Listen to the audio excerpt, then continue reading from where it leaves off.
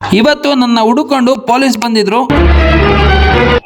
6:30ಗೆ school ಹುಡುಗರನ್ನೆಲ್ಲ pickup ಮಾಡಕ್ ಹೋಗ್ಬೇಕಾದ್ರೆ ಹುಡುಗರೆಲ್ಲರೂ ಕೂಡ ಈ ತರ ಎಡಿಟಿಂಗ್ ಮಾಡ್ಕೊಡಿ ಅಂದ್ರು. ಸರಿ ಅನ್ಕೊಂಡು ಒಬ್ಬ ಲಾಯರ್ ಆಗ್ಬೇಕಂತಾನೆ, ಒಬ್ಬ ಡಾಕ್ಟರ್ ಆಗ್ಬೇಕಂತಾನೆ, ಸರಿ ಅನ್ಕೊಂಡು ಏನೇನೋ ಅವ್ರ ಜೊತೆನೂ ಕೂಡ ನಾನು ಚಿಕ್ಕ ಮಕ್ಳು ತರ ಆಟ ಆಡ್ಬಿಟ್ಟೆ.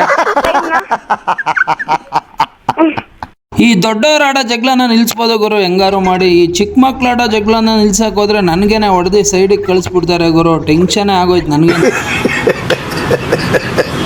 ಪಾಪ ಗುರು, ಮಿಸ್ಟರ್ ಗಣೇಶ್ ಗಾಡಿ ಇವತ್ತು ಫುಲ್ಲು ಡೌನ್ ಹೋಗ್ಬಿಟ್ಟಿತ್ತು. ಅವ್ರದ್ದು ಗಾಡಿ ತೊಳ್ಳೋ ಹೊತ್ತಿಗೆ ನಮ್ಮ ಮಿಸ್ಟರ್ ಗಣೇಶ್ ಅಂತೂ ಸಿಕ್ಕಾಬಟ್ಟೆ. ನನ್ನ ಕೈಲಿ ಆಯ್ತಾ ಇಲ್ಲ, ಅಯ್ಯೋ ಅಣ್ಣ ನಾನು ಸತ್ತೋದಂಗೆ ಆಗೋಯ್ತಾ ಇದ್ದೀನಿ, ಅವ್ವ ಅಯ್ಯೋ.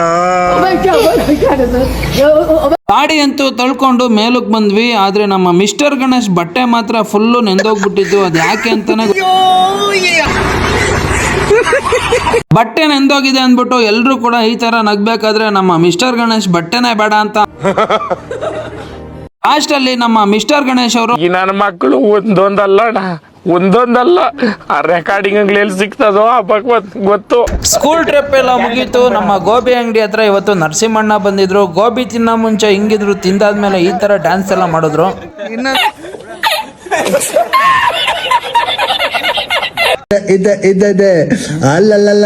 ಸುಮ್ನೆ ಹೇಳ್ದೆ ಗುರು, ಇವರು ನಮ್ಮ ಅಂಕಲ್ಲೇ ಪಳಿನಿ ಅಂಕಲ್ ಅಂದ್ಬಿಟ್ಟು ನಮ್ಮ ಚೆನ್ನಪ್ಪ ಅಂಕಲ್ಗೆ ವಿ ಸ್ಟಾರ್ದು ಒಂದು ಪ್ರಾಡಕ್ಟ್ ನ ಕೊಡಕ್ ಬಂದಿದ್ರು.